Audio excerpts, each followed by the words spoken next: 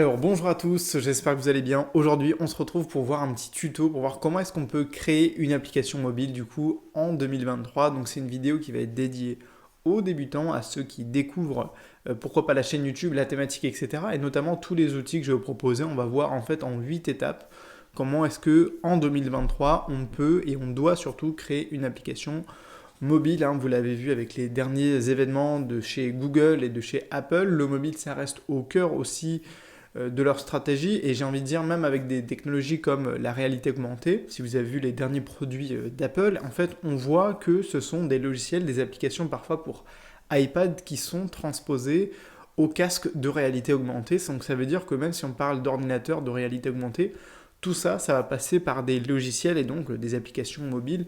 On va le voir en plus aujourd'hui avec des outils comme Flutter et Flutterflow. On peut passer du mobile aux versions logiciel de bureau aux versions de tablette si on veut, donc à des écrans beaucoup plus grands.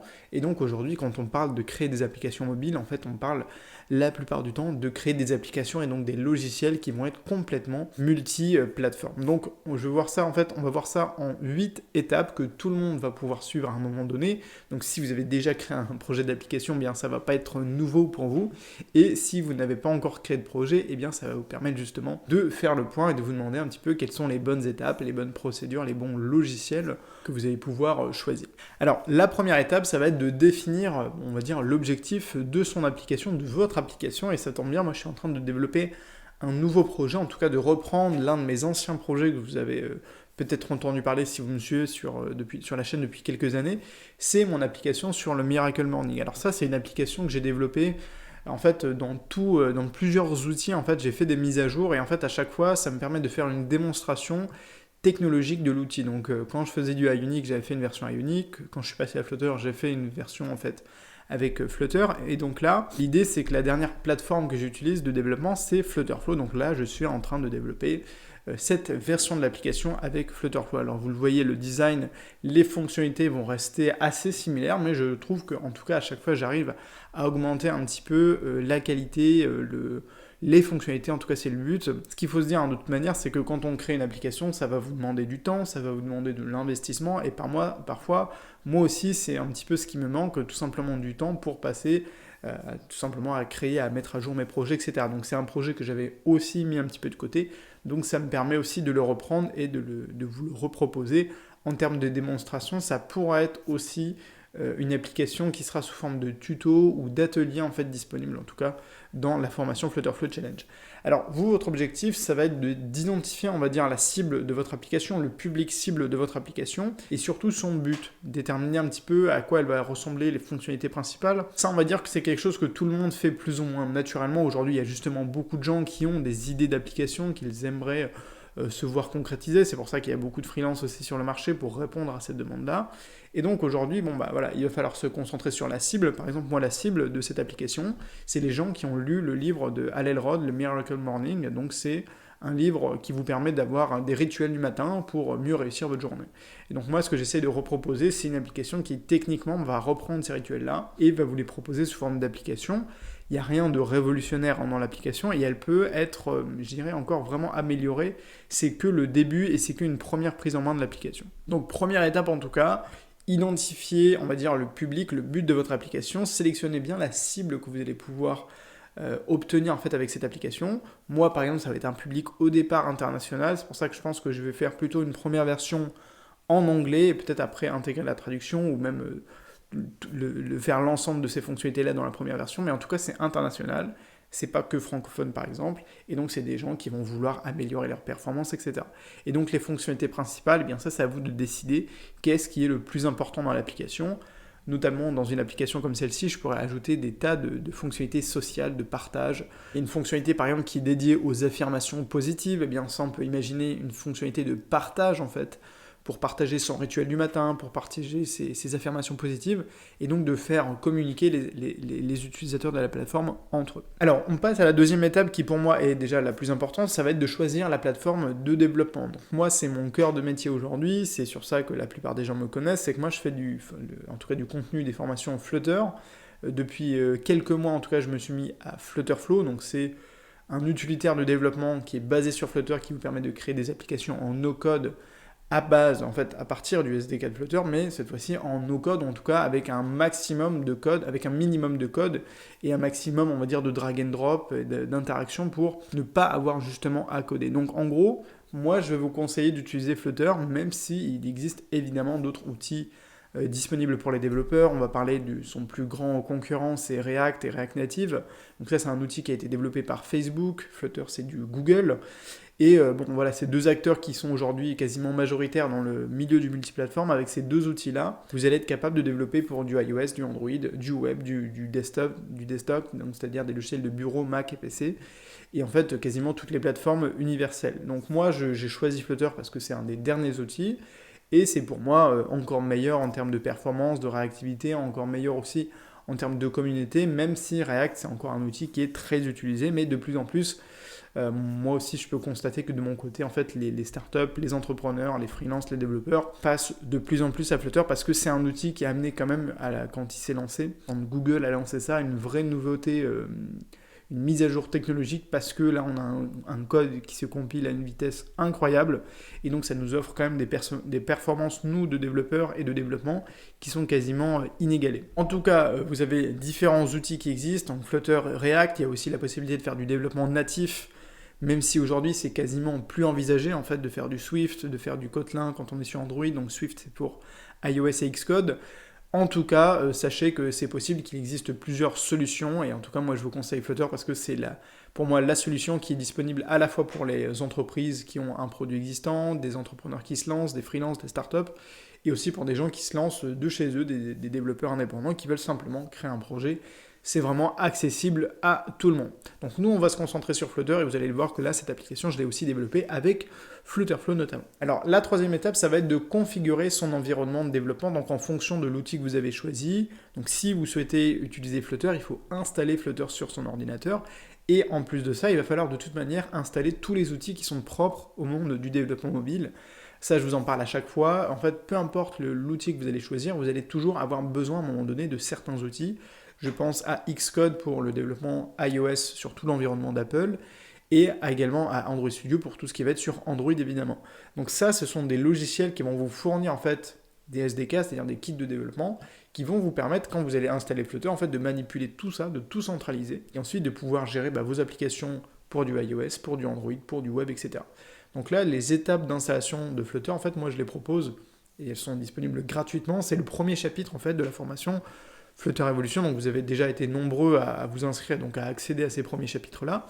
Si ce n'est pas déjà fait, de toute façon, vous avez les liens dans les descriptions, ça vous permet de commencer gratuitement la formation, de recevoir les premières vidéos, et donc du coup, ici, d'installer Flutter sur votre ordinateur. En gros, on va installer Flutter sur un Mac, sur un PC, parce que les étapes sont un petit peu différentes, et on va également configurer votre éditeur de code, donc ce qui va constituer pour nous un IDE, c'est-à-dire un environnement complet de développement, avec le logiciel Visual Studio Code, qui cette fois-ci est de Microsoft, qui va nous permettre de coder donc nos applications avec Flutter.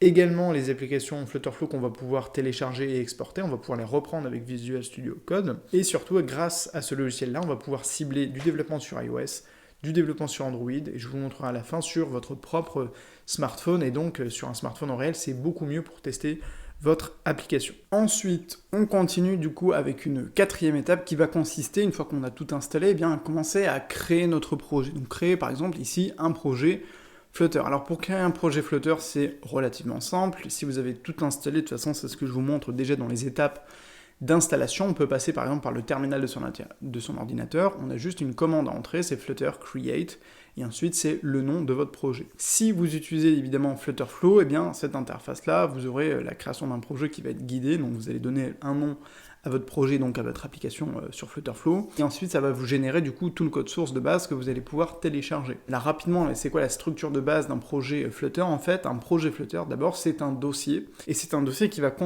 contenir lui-même des sous-dossiers, avec une spécificité, tout simplement une importance et une utilité à chaque fois.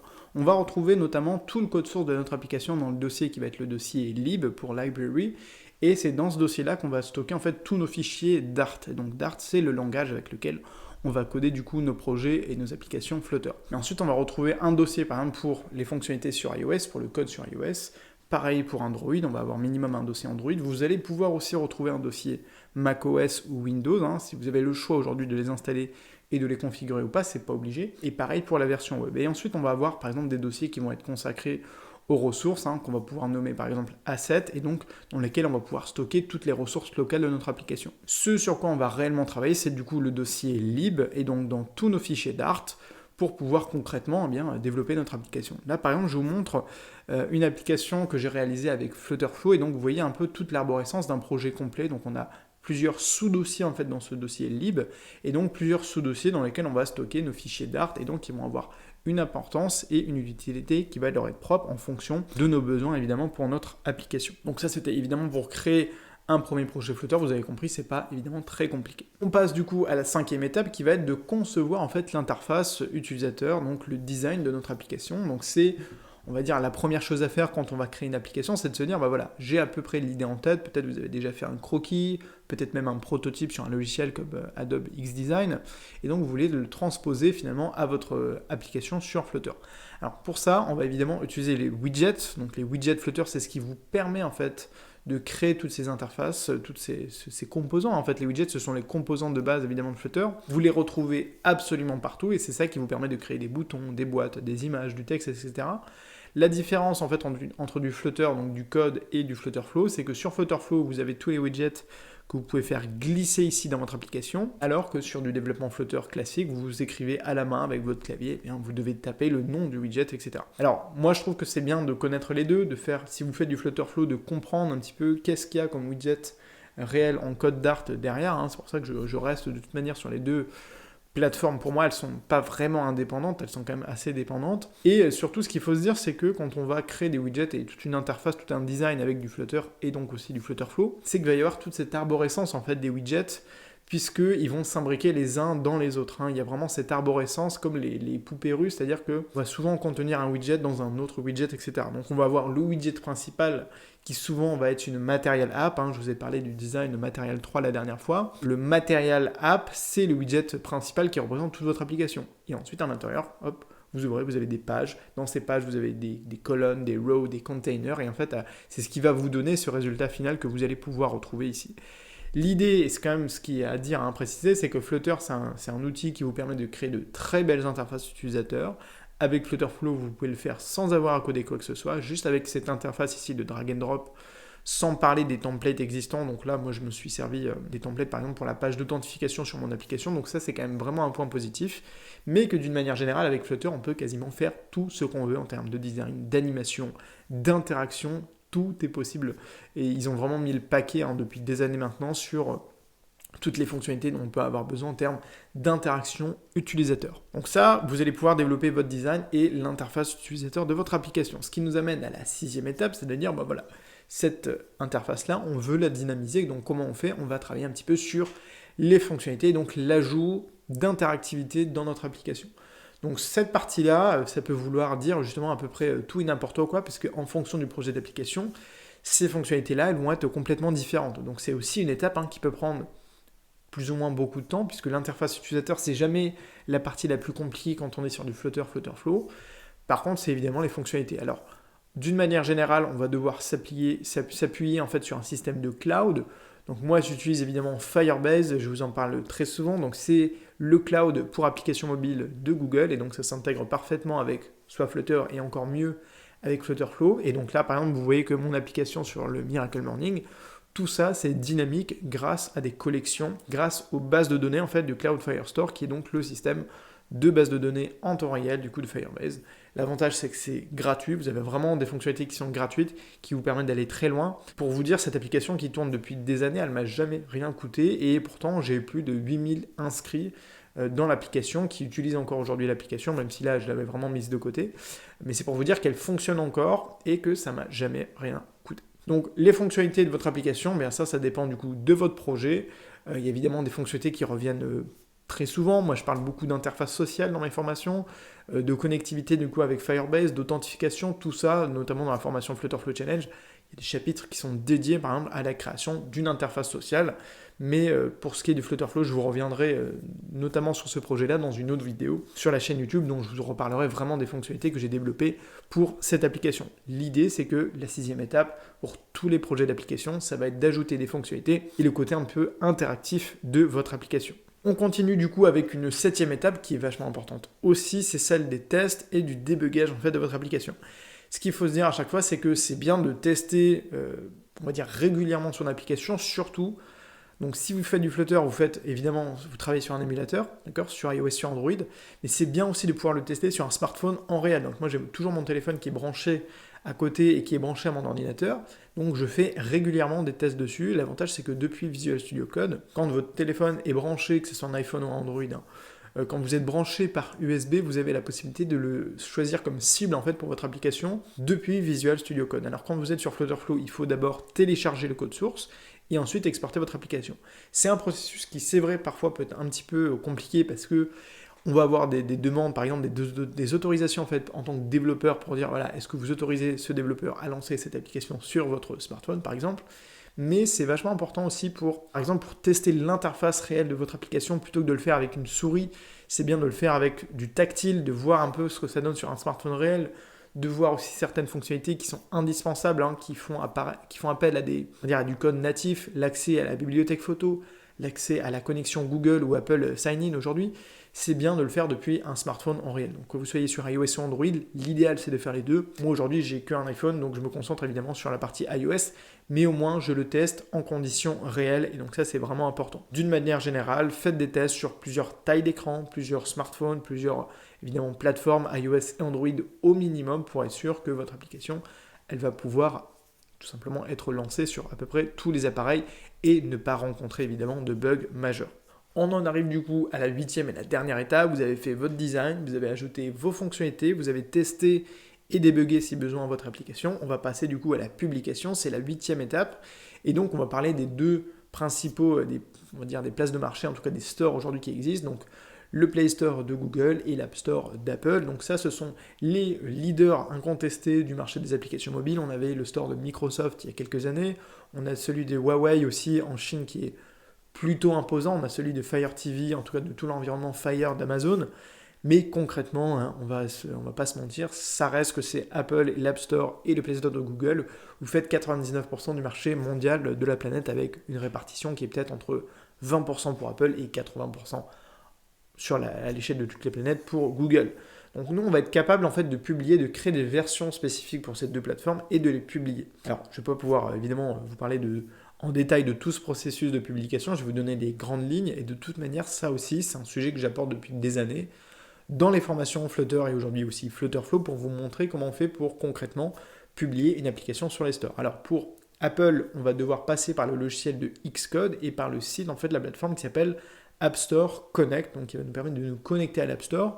C'est sur ce site-là, l'App Store Connect, qu'on va créer la fiche de présentation de notre application avec les photos et les images qu'on va associer à notre projet, à notre application, version iPad, version iPhone, version Apple TV si vous en avez. Également, c'est là qu'on va mettre la fiche descriptive, qu'on va pouvoir gérer le nom, le titre de votre application, le mot d'accroche, l'URL de confidentialité, bref, toutes les informations que les utilisateurs vont pouvoir consulter avant de télécharger votre application. Et en fait, depuis Xcode, donc qui est le gros logiciel de développement d'Apple, en fait, on va exporter, archiver, si vous voulez, notre application. On va créer un upload en fait de notre version d'application. Et c'est une archive en fait, qu'on appelle ça une archive, c'est-à-dire qu'on va dire cette version, tu l'archives et tu la mets dans le cloud d'Apple.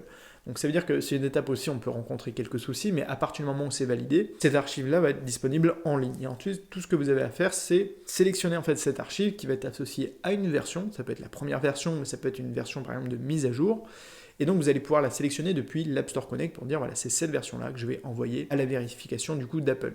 Vous envoyez du coup cette espèce de package avec la version de votre application et toutes les informations que vous voulez mettre sur les stores, images, texte avec description, etc. Et vous l'envoyez en fait à la vérification d'Apple. Ça peut prendre 48 heures, 24 heures, une semaine, et en tout cas ensuite ils vous valident ou pas votre application, si ça respecte les règles en tout cas d'utilisation de l'App Store d'Apple, et ensuite votre application elle est disponible en téléchargement sur l'App Store avec tout ce que vous avez configuré. Vous pouvez configurer les pays où c'est disponible, en France ou ailleurs dans le monde entier. C'est tout à fait possible. Pour le Play Store de Google, c'est similaire en fait dans la logique. Vous avez la Google Play Console qui est le site qui va vous permettre de gérer la fiche de présentation de votre application sur le Play Store, et vous avez le logiciel Android Studio. Nous, on va générer ce qu'on appelle un App Bundle aujourd'hui de notre application. Anciennement, on parlait de l'APK. En gros, c'est le fichier, le logiciel de votre application qu'on va pouvoir envoyer, uploader depuis l'App Store, depuis le Google Play Console pour en fait la proposer sur le Play Store. Dans le fonctionnement, c'est très similaire. Sur Google, normalement, c'est un petit peu plus rapide. Ils sont un petit peu moins exigeants pour le contenu de votre application, mais dans les étapes, ça reste la même chose. En conclusion, vous l'avez compris, aujourd'hui, on peut vraiment, avec ces étapes-là, vraiment revenir sur ce qui est le plus important dans la création d'une application mobile. On revient rapidement dessus. La première étape, ça va être de définir en fait l'objectif de votre application. Moi, je vous l'ai dit, l'objectif de cette application-là, c'est d'être utile aux gens qui ont lu le livre en fait, du Miracle Morning, qui veulent reproduire ces rituels et les suivre, par exemple, avec des petites statistiques au quotidien. La deuxième étape, ça va être de choisir la plateforme de développement. Moi, dans mon cas, c'est évidemment déjà fait. J'avais déjà fait du Ionic, du Flutter ensuite. Aujourd'hui, je fais du Flutterflow, donc qui est quand même basé sur du Flutter. Et donc, je vais vous partager aussi le développement de cette application au complet dans les prochaines vidéos. La troisième étape, c'est de configurer l'environnement de développement. Moi, c'était déjà fait, mais vous pouvez le faire si vous utilisez du Flutter ou du Flutterflow, puis même tous les autres environnements nécessaires pour les autres outils que vous pouvez utiliser. Donc, c'est évidemment important. La quatrième étape, ça va être de créer son projet. Même si on peut créer plusieurs projets pour une seule et même application, faire une version au début de test et puis reprendre avec un autre projet par la suite, c'est évidemment pas interdit. La cinquième étape, ça va être de créer l'interface utilisateur de l'application, donc le design, tout ce qui va être le contenu, ce qui va être statique au début. Vous faites le contenu, les différentes pages, etc. Sixième étape, ça va être de le dynamiser, donc de dynamiser cette application, d'ajouter les fonctionnalités, le côté dynamique, ça peut être les bases de données, ça peut être l'accès à la bibliothèque photo, la connexion, bref, il y a beaucoup de choses à faire dans une application, même si je vous conseille de partir sur chaque fois un concept qui est relativement simple, en tout cas au début, qui ne vous prennent pas non plus trop de temps. Septième étape, c'est tester et débugger votre application sur des émulateurs, sur un smartphone en réel, c'est encore mieux, et de le faire sur toutes les plateformes. Et la huitième étape, l'étape finale, vraiment le Graal de tout développeur d'applications mobiles, ça va être de la publier sur les stores. Ça peut prendre aussi un petit peu de temps. Il ne faut pas sous-estimer non plus cette étape parce ça peut être frustrant d'être bloqué à cette étape-là. Donc il faut s'y préparer, de pouvoir la mettre sur l'App Store d'Apple et le Google Play Store de Google. C'est vraiment aussi une grande satisfaction de voir son application qui est sur les stores et d'avoir aussi des retours utilisateurs. Je le vois aussi de tous les membres des formations qui arrivent justement à publier leur application. C'est toujours très plaisant d'avoir des retours utilisateurs. D'ailleurs, tous les témoignages que vous voyez sur la chaîne YouTube, n'hésitez pas à les donner un avis à ces développeurs-là, à leur mettre un avis sur les stores d'applications, ça leur fait toujours énormément plaisir. Donc voilà pour les récapitulatifs des étapes de création d'une application mobile. Donc on est en 2023, mais vous allez voir qu'en 2024, ça sera les mêmes étapes. Aujourd'hui, les outils, c'est vraiment Flutter, Flutterflow, c'est pour moi les meilleurs outils qui existent aujourd'hui. Moi, j'ai mis du temps aussi à changer d'outil.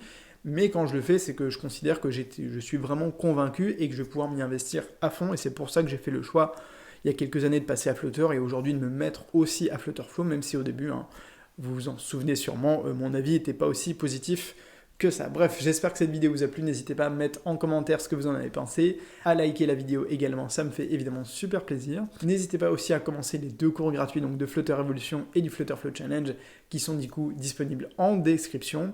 Moi je vous dis à très vite sur la chaîne YouTube et sur le blog et surtout n'oubliez pas de rêver très grand. Allez, salut!